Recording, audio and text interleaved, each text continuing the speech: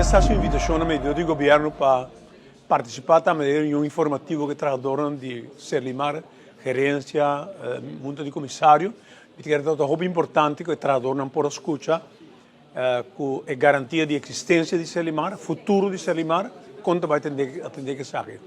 E assim, vamos nos recomendar ao ministro e também para conjuntamente com o sindicato não percurar que tinha acordo por escrito, que garantiza cubo de trabalho de trabalhador e diferentes reclamos que trabalhador tem atender que saque e percurar que tem contesta por escrito. Por exemplo, tem reclamo arriba trabalhador dependiente para correção de não salário, palavra saque, que dia por, que dia não por. Tem situação difícil que o Serlimar está, por lo menos é parte importante que ressalta o governo está ponendo fundos disponíveis para pagar débito, entre outros, Serlimar tem que cumprir com ele. Nesse momento, o cliente de Serlimar ronde Aruba sa, o Serlimar tem e Serlimar lo guardo fortalecer, Serlimar lo queda duna serviço, e a apelação arriba que tem suma de placa pendente para pagar, chama Serlimar, trata de chegar a um acordo com Serlimar.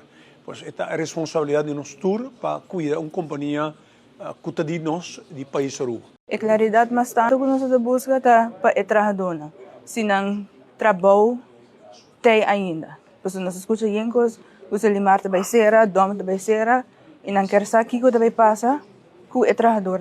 Então, agora que nós temos claridade, nós temos perguntas que nós temos, tocando Bari, se Bari não chega, e nós temos contesta, e nós somos agradecidos com o ministro Rabini e dona de sua banda. Eu tenho atualmente 35 anos de serviço no Serlimar. Nós estamos dando agora aqui no Serlimar, tem progresso trabalhando muito bom.